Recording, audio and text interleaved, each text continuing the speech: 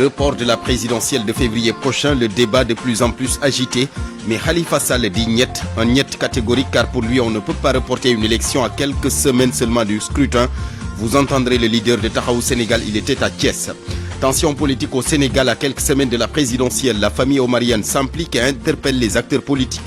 Par rapport au discours ethnocentrique de certains, le fils du khalife général de la famille omarienne appelle à plus de responsabilité pour préserver la paix et le vivre ensemble au Sénégal. Cette opération de déguerpissement au quartier Mamdior de Kermassar Sud, toutes les cantines installées sur le même alignement qu'Auchan ont été démolies. Les victimes, commerçants et artisans, ils dénoncent et disent n'avoir reçu aucune sommation. Famadion sera là pour le journal international, Georges Dekedio pour la revue de la presse, le journal de la CAN avec nos envoyés spéciaux en Côte d'Ivoire. La deuxième journée des phases de groupe débute cet après-midi. Le Sénégal joue demain contre le Cameroun.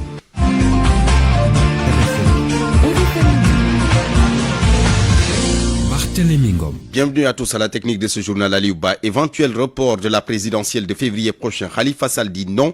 Pour lui, les dés sont déjà jetés. On ne peut pas, dit-il, reporter une élection à quelques semaines du scrutin. Propos tenu à Thiès par le leader de Taxawu Sénégal, candidat déclaré à la présidentielle. Charante Diop. Khalifa Sall est catégorique. Selon lui, on ne doit pas attendre à un mois de l'élection présidentielle pour parler de report de la présidentielle ou de révision. Code électoral, on ne doit même pas penser à un report de cette élection. C'est nous qui avions donné notre accord sur le code électoral et c'est anormal qu'on parle de report. Si cela passe, tous les futurs présidents pourront faire pareil. Non. L'ancien maire de Dakar soutient que l'histoire lui a donné raison. Sa participation au dialogue national avait suscité moult critiques. Ce pays, tous les problèmes qui ont été réglés l'ont été par le dialogue. 88, 96, 94, 92, 2000, 2006, 2007, 2017, 2018, 2019. À chaque fois, et c'est la chance de ce pays, à chaque fois qu'on a eu des problèmes, nous nous sommes retrouvés, nous avons discuté et nous avons dépassé. Khalifa Sall était à Thiès pour sceller une alliance avec Hélène Tine, ancienne députée. RFM Thiès, Cheikh Anta Diop. Depuis ces réactions suite au recours déposé par le candidat de Benno Bokk Yakaar Amadou Ba, les camps de Bassirou Diomaye Faye et de Cheikh Tidiane Dièye comptent tenir des conférences de presse après le dépôt de leur réponse auprès du Conseil constitutionnel. Les griefs portés contre les deux candidats sont entre autres appartenance à une entité politique dissoute, production de fausses pièces devant le Conseil constitutionnel, coalition irrégulièrement constituée et non-appartenance au parti ou à la coalition qui les a investis. Moustapha Diakhaté, dans une lettre qui nous est parvenue, répond au collectif des recalés du parrainage qui ont écrit au chef de l'État pour lui demander d'intervenir pour une reprise du contrôle des parrainages. L'ancien président du groupe parlementaire Benno Bokk Yakaar demande au président Sall de ne donner aucune suite à la lettre qui lui a été adressée. Moustapha Diakhaté, qui cite l'article 92 de la Constitution, note qu'à l'heure actuelle, seul le Conseil constitutionnel est le maître du jeu et ses décisions s'imposent au pouvoir public, y compris même le président de la République et à toutes les autorités administratives et juridictionnelles. Il rappelle que le président ne peut pas interférer dans le fonctionnement du Conseil constitutionnel, encore moins de la justice. Retrait des cartes d'électeurs, 15 relais formés à Diourbel dans le cadre du programme Nieti Élections. Ils vont sillonner les départements de Diourbel, Bambey et Mbacké pour une campagne de sensibilisation. Là-dessus, nous écoutons Ibrahima Ngom, point focal du département de Bambey pour le collectif des organisations de la société civile pour les élections. Nous sommes là dans le cadre du programme Nieti Élections pour la formation des relais au niveau des différents départements de la région de Diourbel. Et on doit former les relais pour qu'ils puissent sensibiliser la population afin qu'ils puissent prendre ou récupérer leurs pièces d'identité ou leurs cartes électeurs. Ils ont magnifié les gestes et surtout au moment attendu, à la veille presque des élections, on les forme pour qu'ils sensibilisent la population. Tout le monde a été très content et tout le monde a apprécié positivement la formation. Les populations, on les demande d'aller positivement, tranquillement et doucement aller retirer leurs cartes au niveau des différentes commissions. Si c'est au niveau de la commune, ils retirent leurs cartes au niveau des préfectures. Et si c'est au niveau des autres départements, des autres communes, ils retirent au niveau des sous-préfectures ou au niveau de la mairie. Pour les relais, il y a une motivation qui a été réservée pour ces relais qui vont aller sur le terrain. Donc après un travail fait, il y aura une motivation qui a été réservée à ces 15 relais du département de la région de Diourbel. Ibrahim Ngom, le point focal du département de Bambey pour le collectif des organisations de la société civile pour les élections. La tension politique à quelques semaines de la présidentielle, le fils du khalife général de la famille omarienne de Louga déplore le discours ethnocentrique de certains acteurs politiques. Ça n'honore pas le Sénégal et c'est pourquoi Thierno Cheikhou Oumar Tall appelle à plus de responsabilité pour préserver la paix et le vivre ensemble au Sénégal pour une nation forte. Il a également demandé aux jeunes de se départir de la violence sous toutes ses formes. Nafissatou Ndiaye. La politique a désormais introduit l'ethnocentrisme dans le quotidien des Sénégalais. C'est l'avis de Thierno Cheikhou Oumar Tall, fils du khalife général de la famille omarienne. Il appelle tout le monde à la raison. Auparavant, toutes les ethnies étaient unies, mais maintenant la politique a tout gâché avec l'ethnocentrisme alors que c'est sensible. Donc j'exhorte tous les Sénégalais à éviter cette pratique.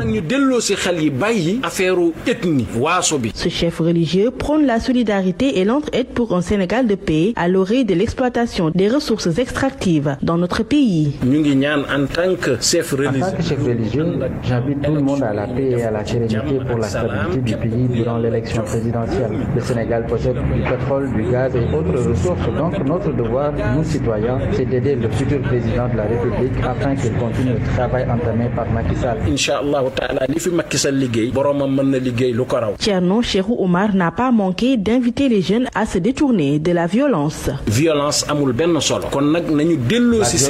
futile, elle ne nous mène à rien. Donc j'exhorte aux jeunes de se démarquer de toute forme de violence et d'attendre le jour du scrutin pour accomplir tranquillement leur devoir citoyen et de faire le choix qui est adéquat. La famille omarienne a émis son satisfecit sur la qualité de l'accompagnement proposé par l'État lors de la grande ziara annuelle de Tierdon Muntaga Daha Tall. Nafissatou Ndiaye, Louga, Radio Futur Média. RFM, partout, tout le temps. Midi 7 minutes au quartier Mam Dior de Kermassar Sud. Là-bas, toutes les cantines qui se trouvaient sur le même alignement qu'Auchan ont été démolies hier nuit. Commerçants et autres artisans victimes de cette démolition disent n'avoir pas été informés au préalable. En clair, ils n'ont reçu aucune sommation. Ils réclament un site de recasement. Aminataba. C'est sous le regard impuissant et rempli de déception que les commerçants et artisans de Mam Dior dans la commune de Kermassar Sud ont vu leur cantine détruite avec toutes leurs marchandises cette nuit. On nous a appelés vers 1h du matin pour nous dire que nos cantines sont en train d'être vidées. Une fois sur place, nous avons constaté que tout a été détruit. Ils ne nous ont même pas donné l'opportunité de sortir nos bagages. Et ici, chacun a payé 18 000 à la mairie de Kermassar Sud pour obtenir une place et à la fin du mois, on donne 5 000 francs. Une opération de déguerpissement dirigée par le préfet du département de Kermassar, Babacar Ndiaye. Les commerçants disent n'avoir pas reçu aucune sommation. Abdou Aziz Sek, délégué de ces commerçants. Personne n'a reçu ici une sommation. Nous ne pouvons pas estimer nos pertes. C'est à hauteur de millions de francs CFA. C'est le préfet qui a initié ce déguerpissement et en plus, il n'a pas accepté de parler avec nous. Mamsey est une victime de ce déguerpissement. Elle a perdu tous les produits pour enfants qu'elle vendait. Elle et ses camarades qui avaient souscrit à des prêts bancaires s'imaginent déjà la détresse qui les attend. Nous avons fait des prêts à la banque, mais comment nous allons rembourser ce mois-ci si nous ne parvenons pas à travailler? En plus, ils ont détruit toutes nos marchandises. Ces commerçants qui se sont installés sur le même alignement qu'Auchan Kermassar demandent aux autorités de leur octroyer un site de recasement et de procéder à leur dédommagement. Aminataba, Kermassar, Radio Futur Média. La foire internationale de Kaolack, elle a été lancée il y a 2 semaines. Plusieurs exposants se plaignent aujourd'hui de la cherté des stands et de l'absence des clients. Situation due à un manque de communication. En réalité, il n'y a pas eu, selon eux, un tapage médiatique pour vendre la fika. Fatumbo. Après 15 jours depuis l'ouverture de la foire internationale de Kaolack, la clientèle tarde à se manifester, suscitant des inquiétudes parmi les exposants. On ne voit pas les clients depuis qu'on est ici. Moi, j'expose des produits Shinto. Vraiment, il n'y a personne. Il n'y a pas assez de visiteurs ni de clients, ce qui est préoccupant vraiment. On n'a pas encore atteint notre chiffre d'affaires. 25 000. Juma Sambo présente vente pour la 5e année consécutive, expose divers produits locaux et articles pour femmes. Elle souligne un déficit de communication du côté des organisateurs, exprimant son mécontentement. Le changement de date de cette foire pourrait être à l'origine de cette situation, raison pour laquelle les organisateurs doivent beaucoup miser sur la communication. Quant à Marem Diallo, préoccupée par la cherté des stands, la vendeuse de céréales demande une révision des coûts. Ils nous vendent les stands à 300 000. Vous voyez, c'est vraiment cher. Et on ne s'en sort pas avec la rareté des clients. L'affluence n'est pas encore au rendez-vous à la FICA, contrairement aux années précédentes. Les exposants déjà présents expriment l'attente de l'arrivée d'autres participants tout en mettant en lumière la nécessité d'une meilleure communication. Fatumbo Kaulak, Radio Futur Média. La souveraineté alimentaire en question, les acteurs plaident pour une autosuffisance en semences appropriées pour une atteinte des objectifs.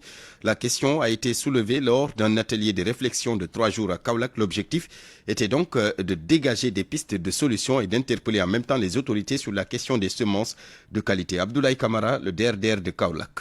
Tant qu'on n'aura pas de semences appropriées, on ne pourra pas atteindre une production agricole conséquente avec le niveau de productivité qu'il faut pour atteindre la souveraineté alimentaire. Il est vrai qu'au Sénégal, il y a des pas qui ont été effectués. Nous avons des ressources humaines de qualité, aussi bien au niveau de la recherche qu'au niveau des services de contrôle, qu'au niveau aussi des producteurs. Nous avons des organisations de producteurs, nous avons des semenciers de haut niveau qui font du bon travail. Mais n'empêche, cette filière présente quand même des difficultés en quantité suffisante pour que les producteurs chargés de la multiplication des semences destinées à la production vivrière puissent disposer de semences mères suffisantes pour pouvoir approvisionner.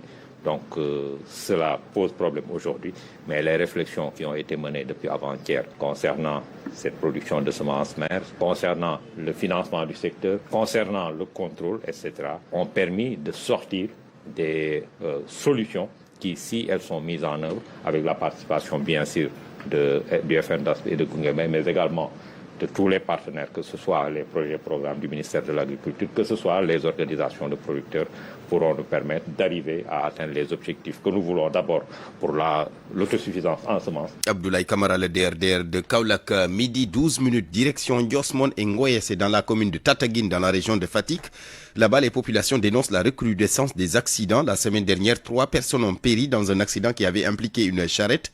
Certains usagers pointent du doigt l'absence d'éclairage sur la route et réclament des ralentisseurs. Correspondance Aminata Goudiaby. Cette route qui relie les villages de Ndiosmone à celui de Ngoye et les hameaux environnants est bien fréquentée. Automobilistes, conducteurs de moto Jakarta et charretiers y circulent, mais les accidents, dont certains mortels, y sont devenus récurrents. Ces habitants de Ngoye sont exaspérés. On a vécu des accidents vraiment hyper difficiles. Donc tous les jours, c'est les accidents. Nous avons essayé de déposer des demandes de ralentisseurs pendant 4 ans, mais jusqu'à présent, ça ne donne rien. Les accidents se produisent souvent la nuit et les charretiers sont régulièrement impliqués. Certains usagers indexent l'absence d'éclairage sur l'axe Ndiosmone-Ngoye, mais ce n'est pas la seule cause. Ibrahim Ndiaye est le maire de Tataguine. C'est des accidents terribles. La semaine passée, nous avons été témoins d'un accident qui a causé la mort de 3 personnes dans le village de Ngoye. Les causes, pour certains, il y a l'éclairage. Aujourd'hui, je pense que d'abord, c'est au niveau des charretiers qui doivent prendre certaines mesures de sécurité. Les charretiers qui roulent la nuit, par exemple, avoir au moins des lampes torches ou mettre des signalisations. On a remarqué que ça ne se fait pas souvent. Des ralentisseurs pourraient également contraindre les automobilistes à rouler moins vite. Nous avions déjà demandé l'érection de ralentisseurs au niveau de l'entrée de Ngoye-Mbougel, mais également à la sortie du croisement Ndiosmone vers le poste de santé, mais également vers Ngoye-Ndofongor, là où, par exemple, où se trouve le marché hebdomadaire. Cette route qui part du croisement Ndiosmone va jusqu'à Palmarin, en traversant les communes de Loul-Sessène, Djilas, Diofior et Fimela. Tout le long de cet axe, les populations déplorent également des accidents. Aminato Goudiaby, Fatick RFM. Darou Mourti, les autorités religieuses qui préparent la célébration de la rencontre entre Serigne Touba et son frère Mame Thierno Birahim. La date retenue, c'est le 18 février prochain. Lors du CRD préparatoire consacré à cet événement, plusieurs doléances ont été posées sur la table. L'assainissement, l'approvisionnement en eau potable ou encore la santé des pèlerins. L'autorité administrative de la région s'est engagée pour la réussite de cet événement religieux. Pape Mbaye Diaw. La communauté mouride s'apprête à célébrer le Magal de Darou Mouhty, symbolisant la rencontre entre Mame Thierno Birahim Mbacké et Cheikh Ahmadou Bamba de retour d'exil. Au cœur des préoccupations du comité d'organisation, il y a l'assainissement, la santé des pèlerins et l'approvisionnement adéquat en eau. Serigne Bassirou Mbacké Abdou Khoudoss, coordonnateur du Magal de Darou Mouhty. Le Magal de Darou Mouhty, c'est dans quelques jours, des milliers de fidèles vont assister à cet événement. Il faut qu'on assainisse la cité religieuse. La ville doit être approvisionnée correctement en eau. Il nous faut beaucoup d'agents de sécurité et beaucoup d'agents de santé dans la ville sainte. Sur ces inquiétudes, la gouverneure de région Ndeye Nguénar Mbodj donne des assurances. Selon elle, toutes les mesures nécessaires seront prises pour garantir le bon déroulement de l'événement religieux. Comme mesure globale, nous avons demandé aux services techniques de respecter les engagements qui ont été pris, mais aussi aux autorités administratives, en rapport avec le comité d'organisation, d'assurer le suivi. Et ça va permettre d'anticiper sur d'éventuelles difficultés. Initialement prévu le 25 février, la célébration du Magal de Darou Mouhty est finalement rapprochée au 18 février 2024 pour éviter la coïncidence avec le jour de l'élection présidentielle. Le comité d'organisation est en plein dans les préparatifs de cet événement religieux. RFM Touba, Pape Mbaye Diaw. RFM. L'actualité internationale. Famadion dans ce studio, bienvenue. Merci Barthélémy. Direction le Mali d'abord avec ses concertations pour baliser le terrain au dialogue intermalien. Des journées de concertation ont débuté hier mercredi 17 janvier à Kidal. Elles vont se poursuivre jusqu'à demain vendredi. À ces assises participent des représentants de la société civile venus de toute la région ainsi que les autorités administratives. Zanga Abdoulaye Ouattara. La promotion de la paix, la réconciliation, le dialogue, le vivre ensemble et la relance des activités socio-économiques sont les sujets débattus au cours de ces concertations présidées par le gouverneur de la région de Kidal. Ces journées vont permettre aux autorités étatiques d'échanger directement avec les organisations de la société civile, les leaders communautaires, la jeunesse ainsi que les femmes. C'est là afin de diagnostiquer les problématiques liées au retour de la paix et la sécurité dans la région et relancer des activités socio-économiques. Les participants vont établir un plan d'action à exécuter pour atteindre les objectifs fixés. Au cours des travaux, des membres de la société civile ont estimé qu'il faut inclure toutes les couches de la population dans le processus de paix et de réconciliation, y compris les Maliens qui ont pris les armes contre leur pays, des propositions qui n'ont pas convaincu toute l'Assemblée. Toute la synthèse se fera ce vendredi lié à la clôture en présence des autorités régionales. L'unité nationale, la paix et la cohésion sociale et le vivre ensemble restent les principaux défis à relever dans la région selon les populations. Zanga Abdoulaye Ouattara, Bamako, Radio Futur Média. Zanga Abdoulaye Ouattara, donc les différents groupes de travail vont échanger sur des thématiques qui vont de la paix à la réconciliation au vivre ensemble, entre autres thématiques. Abdoulaye Adewal, participant, salue l'initiative. D'accord. Les activités qui seront menées sur deux thèmes. Les thèmes sur la paix, la promotion de la paix, et le deuxième thème, c'est la relance des activités socio-économiques. Les activités qui seront menées autour de ces deux thèmes. La journée d'aujourd'hui est consacrée vraiment sur la promotion de la paix, de la réconciliation, du dialogue, du vivre ensemble et de la cohésion sociale. Donc les gens vont s'accentuer autour, vont débattre sur les questions qui seront développées par les facilitateurs, dont les concepts seront expliqués et définis, et à faire la parole sera donnée aux participants, faire des recommandations, de poser des questions, de formuler leurs attentes. La suite du journal international Famadion avec cette situation tendue aux Comores. Au lendemain de l'annonce de la réélection du président sortant Azali Assoumani, contesté par l'opposition, des heurts ont éclaté hier. Un couvre-feu nocturne a été instauré sur l'archipel. Tom Choran. La colère gronde toujours dans les rues de Moroni, la capitale des Comores, après la réélection du président sortant Azali Assoumani. Une large partie de la population n'accepte en effet pas le résultat du scrutin, qui a donné l'ancien général vainqueur avec plus de 62% des voix. De nombreux groupes de protestataires se sont ainsi rapidement formés dans les rues de la capitale, et les affrontements ont lieu depuis mardi soir avec l'armée et les forces de l'ordre. Face à ces flambées de violence, les autorités ont décrété un couvre-feu nocturne qui a été instauré hier soir et pour une durée indéterminée. Les habitants de la capitale sont ainsi confinés chez eux de 19h à 6h du matin et à partir de 22h dans le reste du pays. Ces affrontements, aux allures de guérilla urbaine, ont complètement désorganisé le fonctionnement civil de Moroni, dont les rues sont jonchées de carcasses de voitures brûlées et de barricades improvisées. Le réseau mobile a également été impacté et de nombreuses enseignes commerciales ont été attaquées et souvent pillées. Les candidats de l'opposition dénoncent d'une voix unanime une élection déloyale et appellent à l'annulation pure et simple du scrutin. Ils signalent des incohérences de taille entre le nombre d'électeurs ayant voté pour élire le gouverneur de leur île et ceux qui l'ont fait pour le président. En attendant que les résultats soient validés par la Cour suprême, la contestation ne faiblit donc pas et le peuple comorien réclame haut et fort la justice électorale. Tom Chorin, nous restons en Afrique de l'Est. En Ouganda, cette fois-ci, le dirigeant du principal parti d'opposition, Bobi Wine, a déclaré hier sur X avoir été placé en résidence surveillée par la police. C'est au moment où le pays accueille le sommet du mouvement des non-alignés. Le 15 janvier 2024, Bobi Wine avait accusé le gouvernement d'arrêter les sans-abri et de raser des milliers de petits commerces avant l'organisation de ce sommet, un sommet qui sera suivi d'une réunion du groupe G77 plus Chine, comprenant 134 pays en développement. Barthélemy. Suspension de l'accord migratoire entre l'Italie et l'Albanie.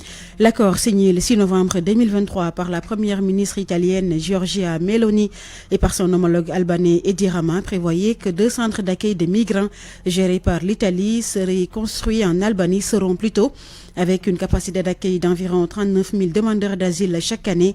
3 000 personnes pourront y être prises en charge à la fois. Le projet a suscité des réactions pour beaucoup d'élus albanais. Le projet réduit l'Albanie au rang d'une république bananière. Il a donc été attaqué en justice. La Cour constitutionnelle albanaise examine d'ailleurs ce jeudi le recours déposé contre ce plan migratoire signé entre l'Albanie et l'Italie. Midi 21 minutes. Merci beaucoup Famadion. Electronic Corp, partenaire des grandes marques, direction de la santé mère-enfant, vous offre votre revue de presse. La presse de ce jeudi, lecture et commentaire Georges Déthié-Diop. La candidature de Karim Wade et le décret de perte de nationalité. L'Observateur et le quotidien semblent s'être passé le mot ce matin. Crime imparfait, titre les 2 journaux. L'Observateur rapporte que Karim Wade est déchu de sa nationalité française, mais souligne qu'il reste maintenant à savoir si la publication hier du décret français l'attestant aura un impact sur la décision du Conseil constitutionnel attendue au plus tard le 20 janvier. Le quotidien de son côté relève que Karim Wade a été déchu de sa nationalité française le 16 janvier alors qu'il avait signé une déclaration sur l'honneur indiquant qu'il était exclusivement de nationalité sénégalaise conformément aux lois du Sénégal. Pour Walf Quotidien, Karim se joue de tout le monde. Source A s'exclame « Karim nous a eu ». Pour Vox Populi, la France force la porte de la présidentielle pour Karim. En effet, le journal note que le décret retirant à Karim Wade la nationalité française a été signé par le Premier ministre Gabriel Attal avant-hier 16 janvier 2024, dernier jour de dépôt des recours au Conseil constitutionnel. Ce qui fait réagir Thierno Alassane Sall. Il dénonce une immixtion flagrante de la France et une solidarité entre les tenants de la France-Afrique et du néocolonialisme. Thierno Alassane Sall qui accuse par ailleurs Karim Wade de parjure. Karim Wade, lui, s'en prend à Amadouba dans le journal Le Quotidien. L'info, pendant ce temps, fait état d'une guerre entre Thierno Alassane Sall et Karim Wade. Le journal rapporte les propos de Karim Wade selon lesquels cette polémique stérile et dangereuse alimentée par Thierno Alassane Sall pour gagner en visibilité et agissant pour le compte du très peu courageux Premier ministre Amadouba, spécialiste des coups bas, se termine enfin. Réplique de Thierno Alassane Sall, plutôt que de le conforter, ce document le confond et l'enfonce. Selon lui, Karim Wade administre lui-même la preuve qu'à la date du 26 décembre 2023, il avait au moins 2 nationalités. Pour Direct News, Karim Wade est pris la main dans le sac. Selon le journal, il nous a berné depuis 2019. Quel document de déchéance a-t-il déposé au Conseil constitutionnel? S'interroge le journal qui ajoute qu'en remontant le temps du fait qu'en 2019, Karim aurait pu être président de la République alors qu'il était encore français. Ce que Besbi Le Jour appelle coup pour coup, c'est aussi entre Benno et 2 candidats de l'opposition. Amadouba a introduit des recours contre Bassirou Diomaye Faye et Cheikh Tidiane Dièye. Selon Besbi Le Jour, il brandit 4 motifs au Conseil constitutionnel de trancher donc, ce qui fait dire à l'AS que la parole est aux 7 sages. La juridiction va étudier dans les jours suivants les dossiers avant de publier le 20 janvier la liste définitive des candidats au scrutin de février prochain. Des candidats ont demandé au chef de l'État de faire arrêter le processus. Dans un communiqué de l'ex-Pastef, Ousmane Sonko se démarche de cette initiative. Seulement, Source A affirme que le parti dissous était bien au courant de la décision du collectif des 41 recalés d'envoyer une lettre à Macky Sall. Le journal affirme, facsimilé à l'appui, que le directeur de l'école du parti Pastef dissous a bel et bien siégé à la réunion au cours de laquelle le collectif des recalés a décidé d'écrire une correspondance à Macky Sall. Joint par Source A, Moustapha Sarré admet avoir signé la résolution qui a été prise dans ce sens. Mais il confie au journal qu'il n'a pas eu le temps de prévenir son leader. Il dit avoir découvert la dite missive en même temps que tout le monde lorsqu'elle a été publiée sur les réseaux sociaux. En tous les cas, le leader de Gomsobop, lui, est contre toute idée de report. À la une du journal Tribune, Bougane Gueye affirme qu'en une semaine, avec le bon fichier, il est possible de reprendre le contrôle du parrainage. Les sports pour boucler à la une de Record. Ghana, Nampalis et Pape Matar prêts. Cissé va-t-il retoucher le milieu de retour de blessure? Idrissa Gana Gueye, Nampalis Mendy et Pape Matar Sarr ont pris part à la séance d'entraînement d'hier où ils ont montré de bonnes dispositions. Selon Record, il ne serait pas surprenant de voir Cissé effectuer un réaménagement au milieu. À la page de titre du quotidien Stade, Sénégal-Cameroun vendredi, bannir le syndrome du deuxième match. 5 clean sheets de rang en sélection. Mendy en chasse du record de Tony Silva. À vos kiosques et bonne lecture. Electronic Corp, partenaire des grandes marques, direction de la santé mère-enfant, vous ont offert votre revue de presse. Fin de ce journal présenté par Barthélémy Ngom, mise en onde Aliouba, Digital Maïsambay, réalisation Eladji Ndiogou Diène, chef d'édition Awambay Mama Soukan. Retrouvez à 13h Seydou Nourouba pour la version Wolof. Bonne suite de programme. Je vous laisse avec le journal de la CAN avec nos envoyés spéciaux en Côte d'Ivoire. La deuxième journée